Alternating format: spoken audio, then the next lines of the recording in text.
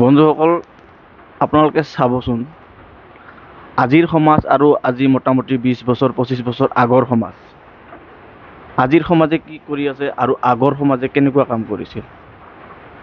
মানে মই কৈ আছোঁ, আজিৰ সমাজৰ ল'ৰাবিলাক আপুনি চাব, প্ৰত্যেকখন গাঁৱত 20-25 জন ল'ৰা লগ লাগি অনলাইন জুৱা খেলি আছে। মানে আপোনালোকে চাব, ফ্ৰী ফায়াৰ হওক, টিন পাতি, পুকাৰবাজি, ড্ৰিম11 চাৰ্কেল, মাই 11 চাৰ্কেল, এনেকুৱা বহুত ধৰণৰ অনলাইন গেম খেলি আছে বা এইবোৰ জুৱা।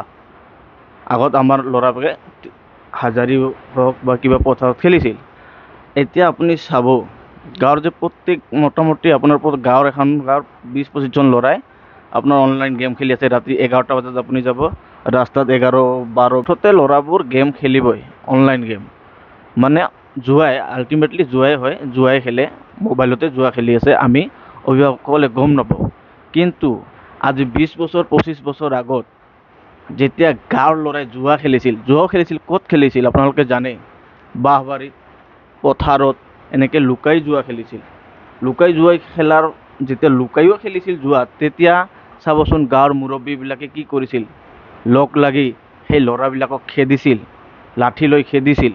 হয়তো কিছুমানে মাইৰো খাইছে, যিসকলে ধৰা পৰিছে সেইসকলে মাইৰো খাইছে। আৰু কি হৈছে চাবচোন, ৰাতি এনেকুৱা হৈছে, ঘৰখনত যিজন ল'ৰাই ধৰা পৰিছে সিহঁতৰ ঘৰত এনেকুৱাও কণ্ডিশ্যন গৈছে, দেউতাকে মাকক কৈছে, এক কুত্তাৰ বাচ্চাই আজি জুৱা খেলিছে, মোৰ নাক কাণ কাটিছে, ইয়াক ভাত নিদিবি আজি। এনেকুৱা কণ্ডিশ্যনো গৈছে, মাকক বাধা কৰিছে দেউতাকে। আৰু আজিৰ সমাজ কি হৈ আছে? আজি নিজৰ ল'ৰাই গেম খেলি আছে, তথাপি মাক বাপেক একো গমেই নাপায়। মানে কেনেকৈ গম পাব? মোবাইলত জুৱা খেলি আছে, ৰাস্তাত বহি জুৱা খেলি আছে। গাঁৱৰ মুৰব্বীবিলাক যাই থাকে, ল'ৰাবিলাক মোবাইলত গেম খেলি থাকে, কিন্তু গাঁৱৰ মুৰব্বীয়ে হওক বা ঘৰৰ ফেমিলি কোনো সদস্যই একো গমেই নাপায় যে ল'ৰাই জুৱা খেলি আছে। বন্ধুসকল চাব, মই জনাত সমাজখন কিন্তু বহুত বেয়া হৈ আছে। আপোনালোকে বা কি কয় নাজানো, কিন্তু মোৰ মতে গাঁৱৰ ল'ৰাবিলাক বহুত আৰু ভৱিষ্যত অন্ধকাৰ হৈ যাই আছে। গাঁৱৰ